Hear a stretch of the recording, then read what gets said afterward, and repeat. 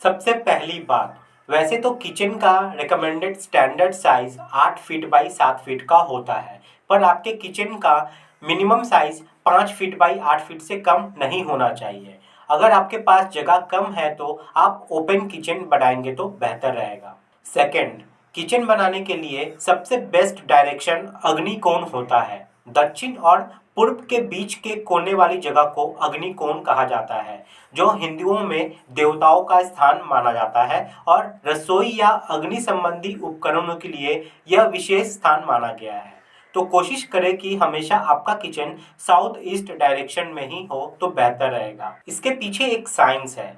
ऐसा क्योंकि east direction से जब सन राइज करता है तो उसकी किरणें आपकी किचन में पड़ती है, जिससे जो कीटाणु होते हैं ना वो सब मरते हैं और ये हेल्दी होता है आपके खाने के लिए, आपके हेल्थ के लिए। इसलिए माना जाता है कि इस डायरेक्शन में सबसे बेस्ट रहता है किचन बनवाना। नंबर 3, वैसे तो आप किचन प्लेटफॉर्म या काउंटर टॉप की हाइट ग्राउंड लेवल से 32 से 36 इंच तक रख सकते हैं, पर मैं आपको सजेस्ट करूंगा कि किचन प्लेटफॉर्म की हाइट आप अपने घर में रहने वाले लेडीज के हाइट के मुताबिक ही बनवाएं, ताकि किचन में काम करते हुए ना तो ज़्यादा झुकना पड़े ना ज़्यादा वो हाइट पे हो, यानी कि वो कंफर्टेबल होकर काम कर सके। तो इस बात का विशेष तौर पर ध्यान रखें।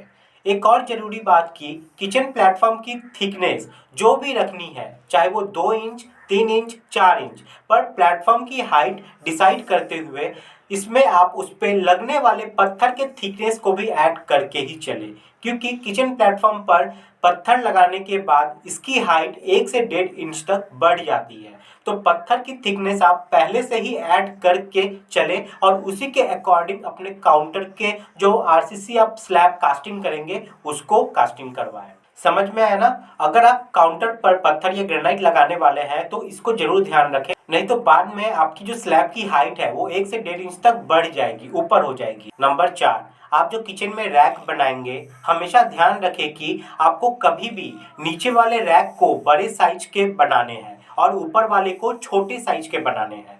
देखिए इसकी बेनिफिट क्या होगी कि आप नीचे वाले रैक को बड़े और भारी सामान रखने के लिए यूज़ कर पाएंगे, जिससे भारी सामान को आप बड़ी आसानी से रख सकेंगे, और ऊपर वाले रैक्स को आप हल्के सामान के लिए यूज़ कर सकते हैं। इसका आपको विशेष ध्यान देना है।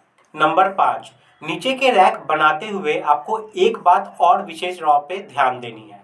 काउंटर टॉप के नीचे वाले फर्श को आप किचन फर्श से 40 से 50 ऊपर रखकर बनवाएं, ताकि किचन फर्श पर पानी वगैरह आए तो फ्लोर का पानी कैबिनेट के साथ टच ना हो। नंबर 6, जो आप किचन में सिंक लगवाओगे उसके नीचे का फ्लोर आप आधा इंच तक डाउन रखें, ताकि किचन फर्श का पानी इजीली ड्रेन हो सके। नंबर 7, अगला सबसे इम्पॉर्टेंट बात है प्रॉपर वेंटिलेशन की।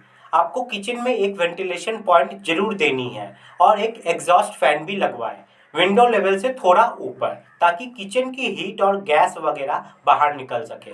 और हाँ, एक बात और कि अगर आपका घर वन फेस है, यानी कि आपके घर के तीनों तरफ मकान है, तो ऐसे में बहुत लोग वेंटिलेटर्स घर में ही लगवा देते हैं, जिससे आपके रसोई का हीट और गैस घर में ही ब्लॉक हो जाता है। तो आपको ऐसा बिल्कुल भी नहीं करना है। इसके लिए आप छत का ओपन कट को यूज़ कर सकते हैं, तो इस बात का भी आप जरूर ध्यान रखें।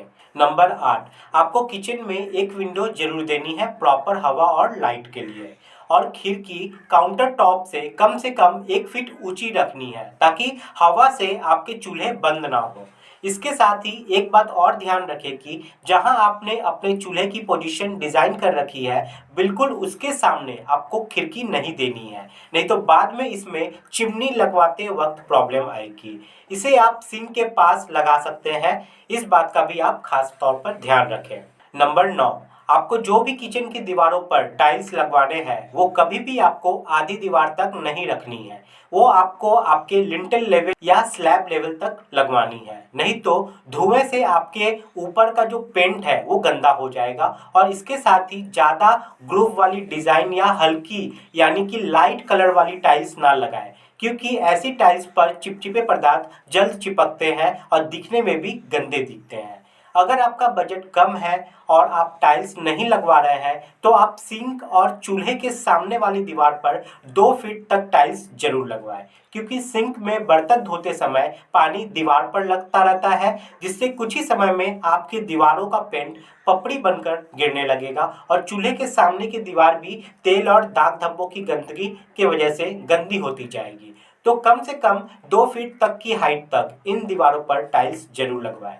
नंबर 10, किचन बनाते समय ही आपको अपनी चिमनी का छेद यानी कि होल को पहले ही छोड़ देना है, यानी कि इन फ्यूचर अगर आपको चिमनी लगवानी भी हो तो बाद में आपको चिमनी के लिए होल ना करवाना पड़े। तो इस बात का भी आप विशेष तौर पर ध्यान रखें, और अगर चिमनी लगानी ही है तब तो फिर इसका आप खास तौर पर ध्यान रखें। नंबर 11, आप अपनी बिजली के पॉइंट यानी कि इलेक्ट्रिकल पॉइंट किचन बनाते समय ही प्लान कर ले कि कहाँ आपको अपना फ्रिज रखना है, कहाँ वाटर प्यूरिफायर और कहाँ पे लाइट, और उसी के हिसाब से आपको बिजली के पॉइंट करवाने हैं। नंबर 12, अपने फ्रिज के मॉडल और साइज के हिसाब से आप पहले ही फ्रिज के लिए प्रॉपर स्पेस छोड़िए। फ्रिज के दोनों साइड आपको 2 से 3 इंच एक्स्ट्रा रखनी है। बाकी फ्रिज के लिए वेस्ट डायरेक्शन सबसे बेस्ट होता है अकॉर्डिंग टू वास्तु। नंबर 13, चूल्हे के ऊपर आपको कभी भी लिंटल नहीं बनवाना है। एक तो यह गैस की हीट से बहुत गंदा हो जाता है, दूसरा चिमनी लगाने में भी प्रॉब्लम होगी इन फ्यूचर अगर आपको लगानी पड़ जाए तो, और सबसे मेन बात की खाना बनाते समय आपके सर इससे टकरा सकते हैं, इससे इंजरी भी हो सकती है, तो इस बात का विशेष तौर पर ध्यान रखें। नंबर 14, किचन फ्लोरिंग में आपको कभी भी टाइल्स नहीं लगानी चाहिए, क्योंकि एक तो भारी सामान उठाने और रखने से टाइल्स की शाइनिंग खत्म हो जाती है और इन पर स्क्रैच भी पड़ जाते हैं। दूसरी बात कि अगर ये टूट जाए तो सेम डिज़ाइन की टाइल्स उस समय अवेलेबल करवाना भी मुश्किल हो जाता है, तो बेहतर रहेगा कि आप मार्बल ही लगवाएं।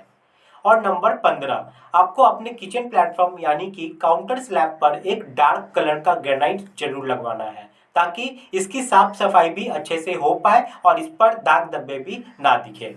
तो दोस्तों, किचन बनाते हुए अगर आपने इन 15 बातों का ध्यान दिया तो बेशक आपको इन फ्यूचर किचन को लेकर कोई भी प्रॉब्लम नहीं आएगी, और यह बातें आपको कोई नहीं बताता किचन बनाने से पहले। तो आप इन बातों का जरूर ध्यान रखें।